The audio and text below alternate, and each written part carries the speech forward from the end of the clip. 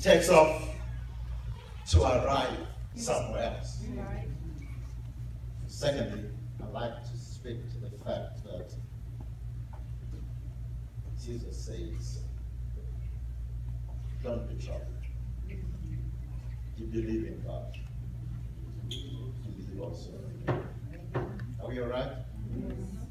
And the last point I'd like to talk about is, it is foolish what the farmer does unless you know about the harvest. It is what? Foolish. What the farmer does unless you know something about the harvest. Her name was Murimi, isn't it?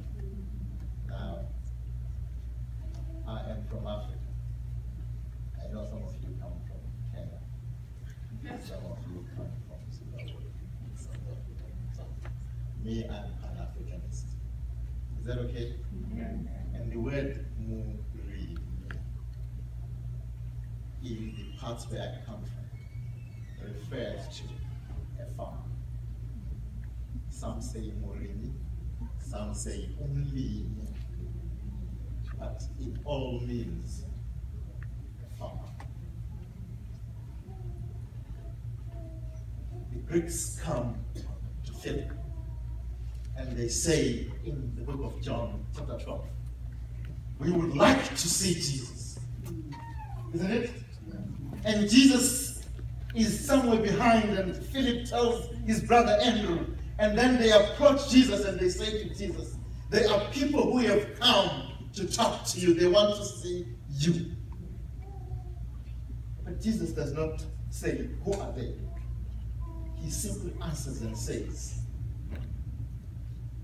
unless a seed is thrown to the ground to die, it cannot live. It must be thrown to the ground. And once it is dead in the ground, it terminates to become a corn. Are we together? Yes. Let me break it down for you. I grew up in a village. Before white people came to my country, we used to not have a farmer's corn. We used to take the corn, what we call maize, and when we were harvesting, the old lady and the old man would pick up the best corn, and they would identify it, and when it was dry, they would take that corn and keep it in the kitchen. And when they kept it in the kitchen, it would be hanging around the smoke. In the evenings you would see it, and then around June, they would take the corn and prepare the seed for the next season. It was that cob that they took. And I noticed my grandmother. She would take the cob and cut off the last piece and the third piece and keep the middle part of the cob. The seed, the kernels that come out of the middle part is what was used to plant for the season coming next. Unless you know about the harvest, it is foolish for someone to take the best part of the cob and throw it to the ground to die. You'd expect that they would take the best part to feed us with, but they would take the worst part and we're fed, but the best part of the cob was kept for the harvest. Are we together? Okay. It is foolish what the farmer does. It is foolish what Murimi does by throwing the best unless you know something about the harvest.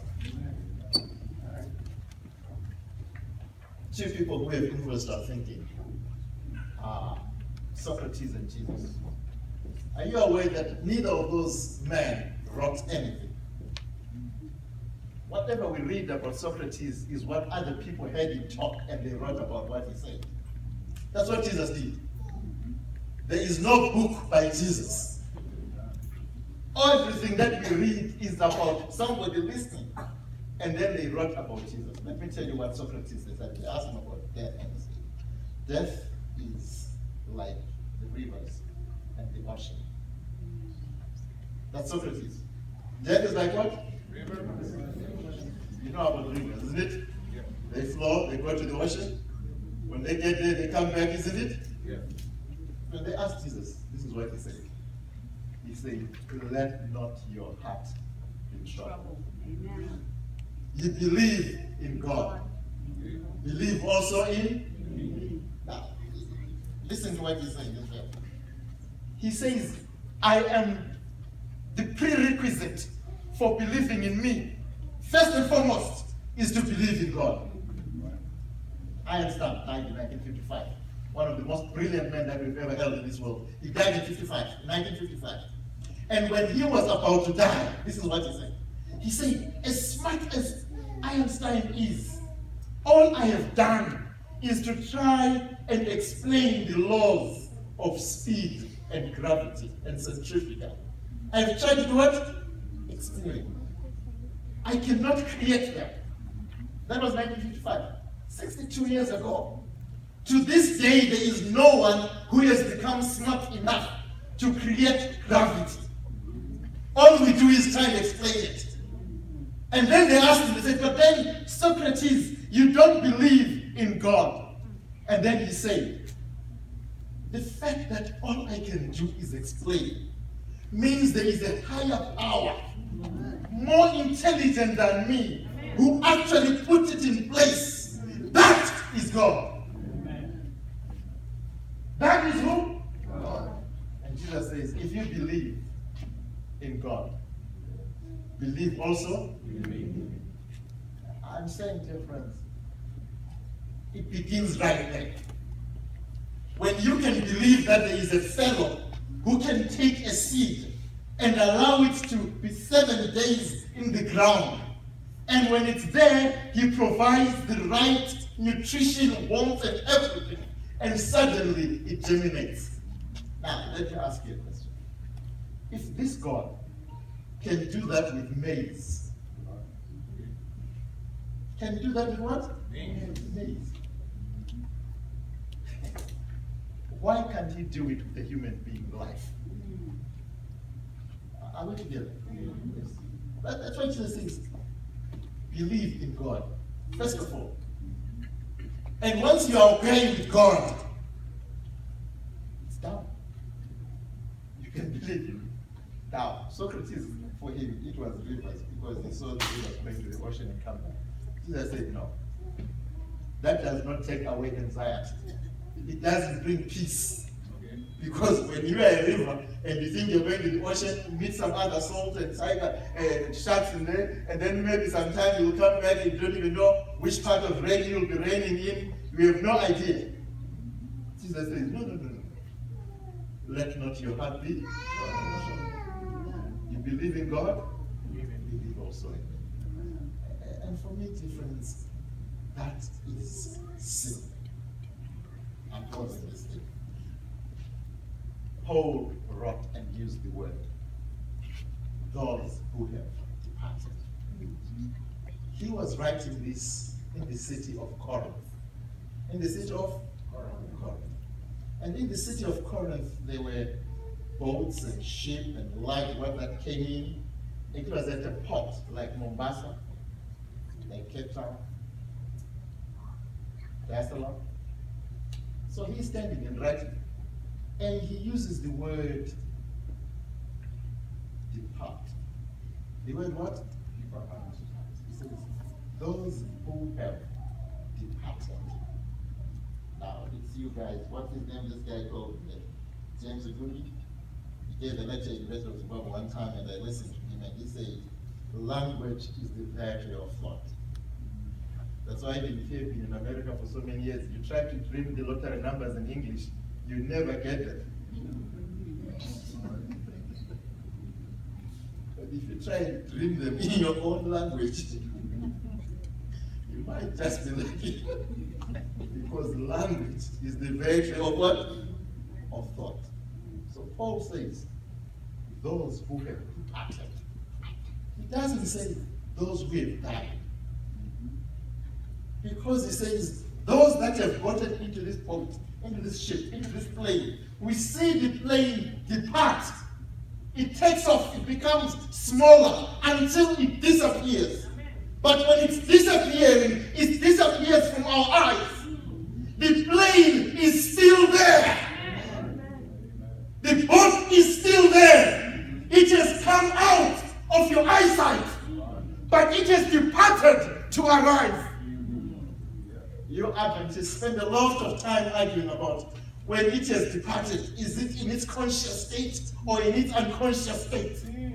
Does it really matter? Whether you are asleep in the plane until it lands, or you are awake eating the food, all along you are in the plane, you are going to arrive. Why are we preoccupied with the condition of existence and rather be so happy about the arrival? That's why Paul says, therefore, concerning those who are asleep. Isn't it? Yes. They depart to be in that journey asleep. Now, me, I'm from Zimbabwe. Even before the missionaries came to our countries, a grave was called Rinda. It was called what? Rinda. Rinda. What is Rinda? Eh? A place of waiting. Isn't it? Yes. Before the missionaries came to my country, we, the Shona people, knew when you are in that thing, you are in a place of what? Waiting. That's why Paul says, don't be worried about those who ask. Because we know where we put their body. But God knows where He's keeping their soul. Amen. Amen. That is why Jesus can say, let not your heart be troubled. You believe in God, believe also in me. That is why Jesus can say, if I am lifted up, I will draw all men unto myself. That is why Jesus can say, blessed assurance, Jesus is mine. Amen. Oh, for a taste of glory divine. That is why once in a while, you find yourself know that your spirit is good with God and you can tell it. Can I close this thing now? Yeah. Let me go back to my village. Friday evenings, my job was to kill the chicken that was food for Sabbath. As the boy in the house, my job was to chase the chicken on Friday afternoon. That was food for Sabbath lunch. My sisters are the ones who removed the feathers and cooked the thing so that on Sabbath afternoon we had chicken. Now, let me tell you what happened to that chicken. To catch the chicken, you take maize and you throw the maize onto the ground. And what do the chickens do? They come. But the one that my mom has told me to catch, what does it do that day?